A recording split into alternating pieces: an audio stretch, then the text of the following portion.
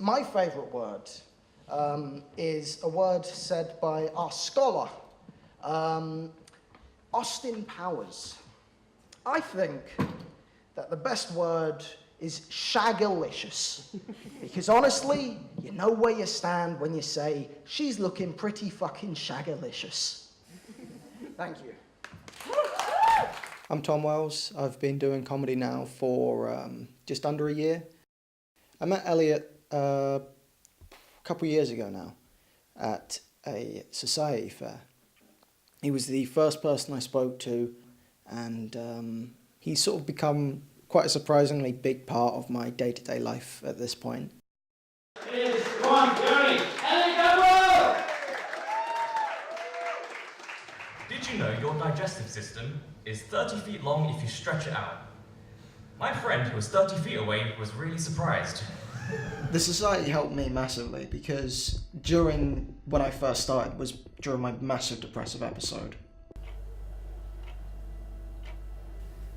My depression has sort of been prevalent for a good number of years, but it didn't really surface heavily until about 2-3 years ago, where it really got bad and I had a mental break. I'd say the Comedy Society really helped us with finding other people to help cope. The people that I met while doing comedy are definitely one of the best people I've met in my life, because not only do you have a lot of stuff in common, a lot of people who are involved in comedy are pretty depressed themselves, and so you can connect to them on many levels. Just in terms of if you have the same sense of humour as them, it's a pretty great connection you get. I first developed depression maybe around year 9, so I must have been about 14. It was around the same time my granddad passed, and it just wasn't a great time.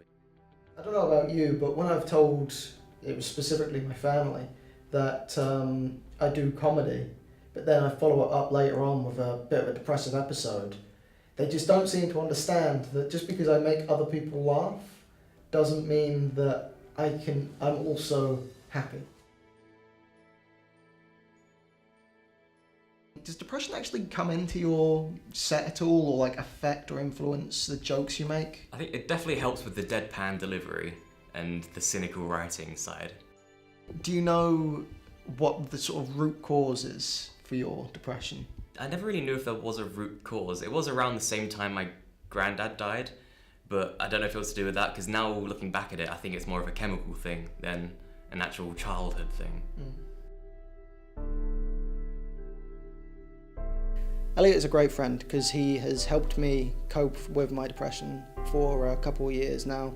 Since I've met him, he's been quite helpful and always been there for any of the periods where I sort of needed him, because I didn't really have anyone before he came along to talk to openly about that sort of stuff, and it really helped strengthen our relationship.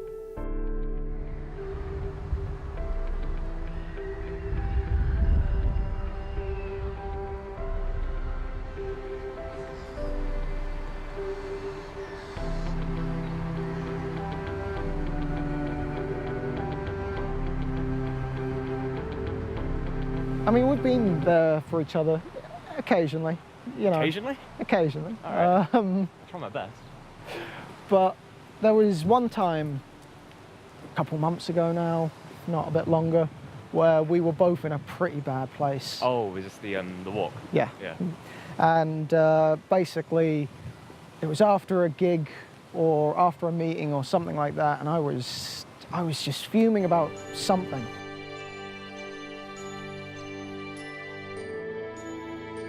Yeah, that was it's a night that I'll look back on with some fondness, other than the fact it wasn't a very nice topic. But Yeah, I don't think any of us were really in a good mood that night. No. It's always nice to, talk to someone, and even just going outside for a walk is nice. Yeah, it's nice to have someone that you can vent to that isn't family. I'd say it definitely solidified our bond. Definitely. Yeah, it's nice to have someone there, which is why it kind of sucks that you're leaving. Yeah. 6 months or so. A bit over, but yeah. I'll definitely come back for a few days or something. But It's not the same though, is it?